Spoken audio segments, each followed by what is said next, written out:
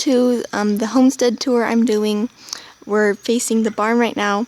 There's basically all of this is a like shop thing, and then this bit is the barn. So let's go in there.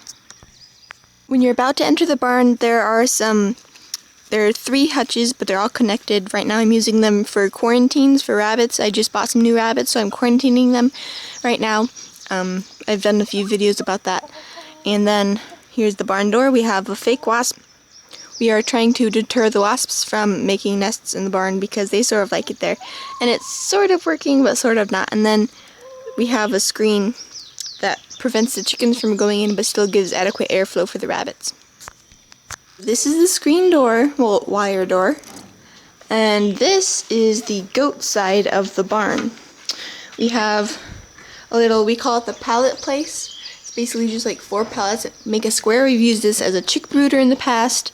We've housed rabbits in here in the past, but right now it's holding some wood shavings for the rabbit bedding.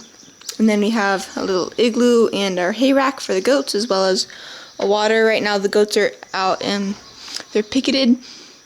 So, yes. And then this used to be one big thing, but we built a little pallet fence. So, let's go. And then on the other side is the rabbit side. So let's go over there.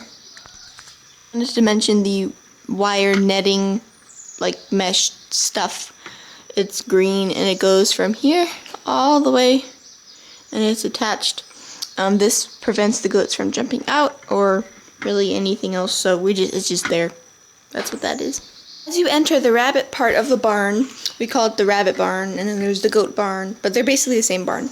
The rabbit area, on your right, there is the big colony, which is the colony that is big. That's why it's called the big colony. And then there's the buck place, which is intended to be for any extra bucks you have. Like if I wanted to take Basil out or something, he'd be in there. But right now we have some older kits. These are Lolo's kits. We sold some, and these are the last ones. We're probably gonna butcher these guys. And then keep walking. This is still the big colony, and then here's all my junk. I don't like clutter. I don't like stuff. So all this junk over here. It's not junk though. I need it to be here, but it just looks very bad. So I apologize, and I know it looks bad, and I can't really. I've tried to make it look better. So that's just how it is for right now. And then, so the buck pen goes from here to here, and then on the other side is this it's very long. This is the Lolo's pen right now. We have Lolo, and then in that little nest box is her babies. So, and then is the Angoras. They're in cages. As some of you know, I've tried to have them on like in a colony type setup, but not really, but it didn't really work. So they're in cages, and even though I really prefer colonies, they're gonna be like this is their setup for this foreseeable future. They're gonna stay in cages. I do have a lot of plans of changing stuff, and I'm gonna be doing videos about like the new setups and all that stuff, but I figured I should just do a homestead tour because like if I wait until all the projects are done to show you the finished stuff, it's never gonna happen. I just thought it'd be fun to do. So yeah. Our barn, in addition to having what we call the people door back there are 2 big doors. This one slides, it closes, and then it opens this way. And then this one, it's up, and then it slides down this way. So, then over here, could we leave that open? Oh well. Over here we have the rabbits. So that's the setup we have. And then now let me introduce you to each rabbit. Here in the big colony, we have Pepper, who is, she's a meat mutt, and Basil. He's a New Zealand, and then way back here, you can see her right there, is Rosie. She is also a meat mutt. And Pepper and Rosie's babies. Basil is the dad of all of them. He's our breeding buck. And then Rosie and Pepper are our breeding does for right now. We do have some future breeders, but they're the only ones that are like actually working right now. So there's lots of babies. I believe there are 13 babies in here right now. And so that's them. And in the small pen, we have, like I said before, 4 kids, Lolo's kids. They're almost 8 weeks old. They're New Zealand's, and 3 of them are black New Zealand's, and then 1 of them is a gold tit steal. So, yeah. And they are currently for sale. If you're nearby and want to buy one, please do, because we want to sell them. But we're going to have to butcher them if you don't buy them. So, yeah, go back. So, Lolo is in the long colony. She is our oldest meat rabbit breeder. She is a pure New Zealand, and yes, that's her. Now for the Angoras. This is Lucky. He is a French Angora buck. He's a Ryu, and he's... I have been looking for a French Angora doe to purchase. I think it's been like a year. Many months, if not years. So, he's still alone, sadly, and you guys know I'm trying to get one, but I can't. So, he's still waiting on a girl. And then I'll have French Angora babies, and I'll sell them, and it'll be awesome. But he's still waiting. And then over here is Solace. He's an English Angora buck. He is a BU. And then this is Charity. She's my English Angora doe.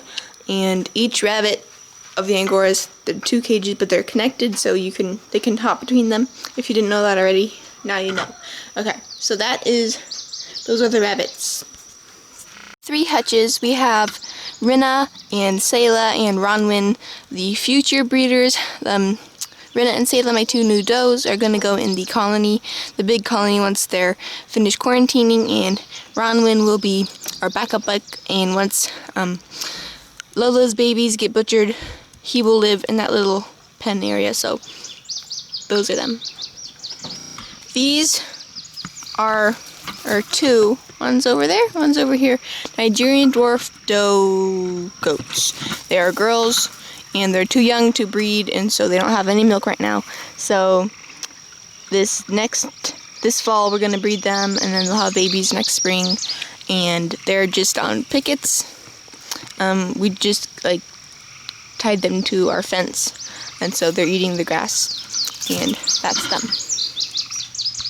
So I just less than 5 minutes ago was filming about the goats, and now Aria's out without a collar too.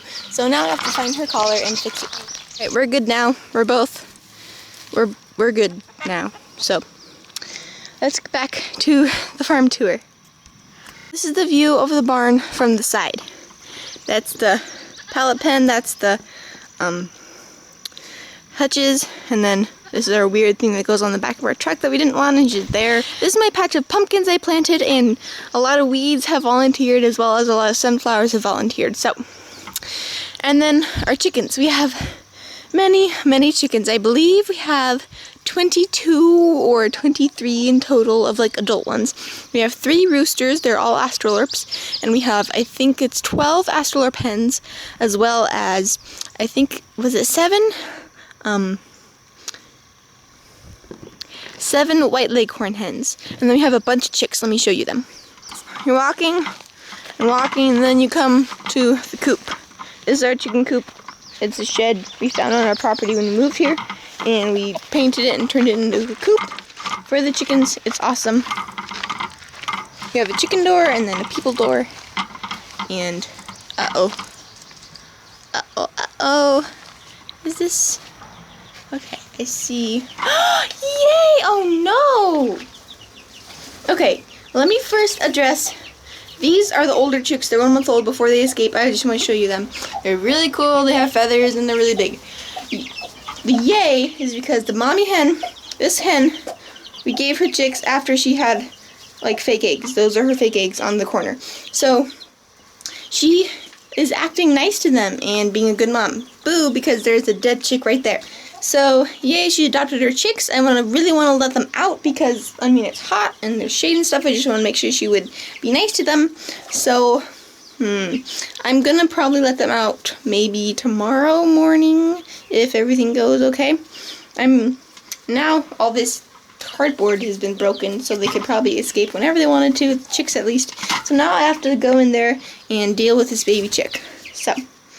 And these big guys can probably go in there and bully the little ones because they can still fit through the wire. And that's how they get in my rabbits. Oh, they're getting the rabbits and they make a mess. So Oh, okay. So I showed you the rabbits and oh, I forgot Henwin. Okay.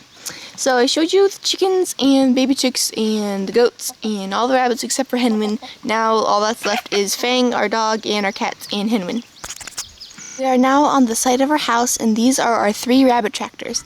This one I made out of an old cage. This one I built for free. This one cost me $50 because we already had all the material for that. I had to buy all the stuff for that one. And these 2 are empty, and this one has Henwin in it, my experiment rabbit. Some of you already know I have this rabbit Henwin, that's her name. She's Basil and Rosemary's daughter. And I'm seeing if she can survive on only grass and stuff. So she has water and the tractor. This is her little water thing. It was free, so that's why I got it. It's not very fancy, but it really does work very well. So she just has her grass and water. And so far it's working very good. She's a little smaller than other rabbits her age, but she looks healthy and she's okay. I mean, she's not deathly skinny or anything. And I've only had to move her once a day because, I don't know, she's been here all from 8 o'clock in the morning, and she hasn't eaten a ton. So just for comparison, this was yesterday's and this is today's. Still not as lush. Obviously there's a clear line there, but not everything's eaten. I still see quite a bit of green there. So yes, that's her, and hoping this tractor will hold either a buck that I'm gonna purchase or some older grow out kits. And this one is very interesting. We had a cage, I actually flipped it over. The bottom was sagging and was giving Solace some sore hocks. So we repurposed it into a tractor, and now Solace is in a different cage. He's the rabbit, and yeah, he's doing good now. And so this is for little kits because 4-week-old kits can sort of squeeze through the wide wire and stuff. So this wire is a little bit more narrow, and so they can't escape. And used some tarp to cover it. Is on this side, and it's on this side and on that side. This is our farm dog Fang. He's really good and he protects all our animals. This is one of our 2 barn cats. This one is Fluffy, and there's another one who is Scruffy. He has just a little bit more black on him. They're awesome. I'm so glad Fluffy's in the barn.